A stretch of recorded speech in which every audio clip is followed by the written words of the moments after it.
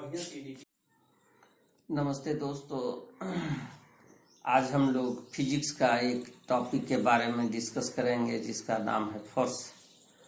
और फोर्स ऐसे जीवन में देखते हैं कि यह एक्चुअली हम लोग फोर्स के बारे में ऐसा भी कह सकते हैं कि फोर्स इज ए पुश और ए पुल। इट मीन्स कहने का आशय ये हुआ कि जब तक कोई भी ऑब्जेक्ट को अगर हम खींच करके थोड़ा भी दूर तक ले नहीं जाते हैं, या इट मीन्स कहने का मतलब शॉर्ट में डिस्प्लेसमेंट नहीं होता है, तो वह फोर्स नहीं कहलाता है। फोर्स का फॉर्मूला हम लोग F=ma जानते हैं, जहाँ पर m जो है मास है और a है एक्सेलरेशन। तो कभी कभी इसका जो है प्रश्न जो क्वेश्चन दे देता है कि फोर्स का जो है यूनिट क्या है, तो फोर्स का यूनिट जो है न्यूटन है। तो मास जो है केजी में और ए एक्सेलरेशन जो है मीटर पर सेकेंड स्क्वायर में लेते हैं। तो इस तरह से इससे रिलेटेड क्वेश्चन न्यूमेरिकल बनता है कि यदि 5 kg ऑब्जेक्ट पर 2 मीटर पर सेकेंड स्क्वायर एक्सेलरेशन से उस पर कितना फोर्स एक्सर्ट होगा, तो इसका स्वाभाविक है F=ma माने 5 और इंटू 2 = 10 न्यूटन आंसर होता है। तो और भी हम लोग देखते हैं फोर्स और एंड इट्स इफेक्ट में टाइप्स ऑफ फोर्स, कितने तरह का फोर्स जनरली जो है स्टूडेंट को जो है 4 क्लास से रिलेटेड देखना है। तो 4 क्लास से रिलेटेड में बहुत ज़्यादा फोर्स के बारे में नहीं, एक हम लोग जानते हैं जो मसल के आधार पर जो फोर्स होता है मस्कुलर फोर्स कहते हैं। तो मस्कुलर फोर्स के अंदर यानी कि when lift a bucket of water we apply a force by the muscle of our arm, this force is known as muscular force. A batsman applies muscular force while hitting a ball, or animal also use muscular force to perform various tasks for us. Then next जो है it means इसको muscle से, muscle का जो power होता है उसी को ही मस्कुलर फोर्स कहते हैं। नेक्स्ट एक बहुत इंपॉर्टेंट फोर्स है, that's force is gravitational force. हम लोग बराबर देखते हैं कि कोई भी ऑब्जेक्ट अगर यदि ऊपर की ओर फेंकते हैं तो वह कुछ समय के बाद वह जो है अर्थ के तरफ जो है फिर चला आता है। तो ये हम लोग को जानने की कोशिश करनी चाहिए कि आखिर यह अर्थ की ओर कोई भी ऑब्जेक्ट क्यों आ जाता है। अर्थ की ओर आने का कारण है कि इसमें एक ग्रेविटेशनल फोर्स लगता है ना। और एक्सेलरेशन ड्यू टू ग्रेविटी, जिसको हम लोग जी से भी दिखाते हैं, उसका मान जो है अर्थ में 9.8 पर मीटर पर सेकेंड स्क्वायर होता है। तो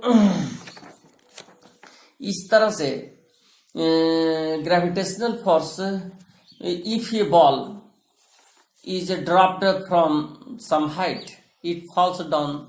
Similarly, leaves and fruit also falls to the ground when they get detached from the tree. It means objects fall towards the earth because it pulls them down. The force is called force of gravity, and gravity is not the property of earth alone. In fact, every object exerts a force on every other object.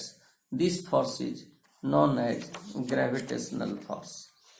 तो इस g का value जैसा कि मैंने बोला 9.8 metre पर second square, यह तो अर्थ पे होता है।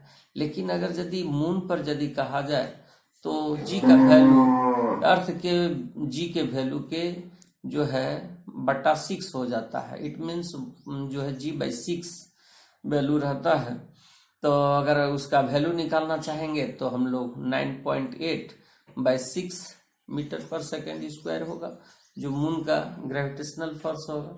और इस तरह से एक और हम लोग फोर्स के बारे में देखेंगे जो हम लोग के लाइफ में बहुत आवश्यक है, फ्रिक्शनल फोर्स। जब हम लोग चलते हैं जमीन पे तो उसमें हम लोग का जो पैर में है वो फ्रिक्शनल फोर्स लगता है।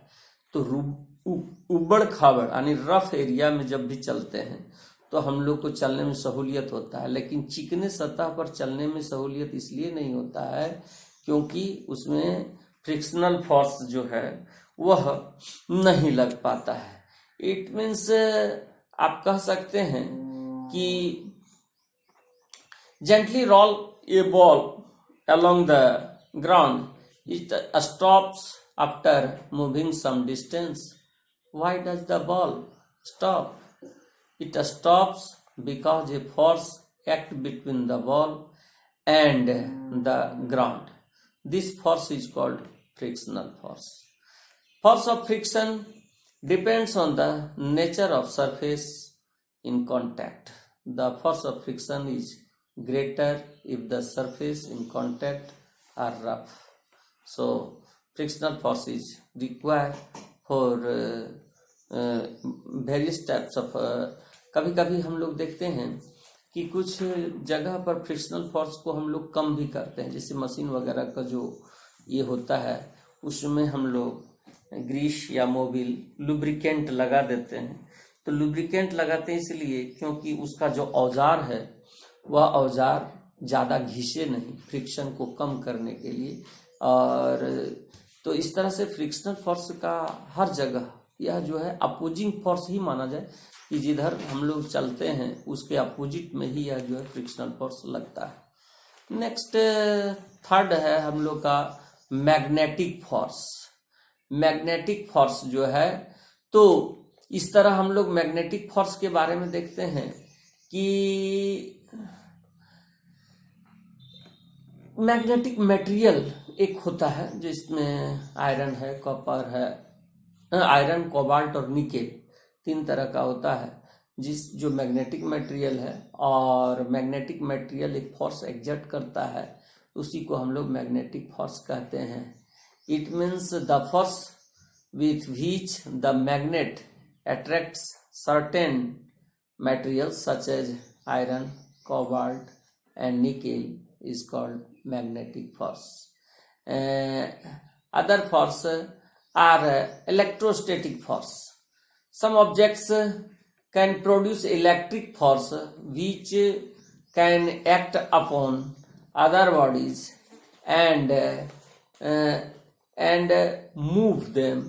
Electrostatic force is the force that comes into play due to the differential charge on two surface of contact. Electrostatic force के अंदर हम लोग देखते हैं। इस तरह हम लोग देखते हैं एक और फोर्स है जिसको हम लोग कहते हैं elastic force. Elasticity is the ability of material to return to its original shape after being compressed or a stretched spring or a rubber band regains its original shape and size after being released because of elastic force। जैसे spring वगैरह में देखते हैं या rubber को हम लोग खींचते हैं, फिर जैसे ही छोड़ देते हैं वह अपना लोकेशन पर आ जाता है। एक और भी हम लोग देखते हैं बायोन्सी फोर्स होता है, बायोन फोर्स।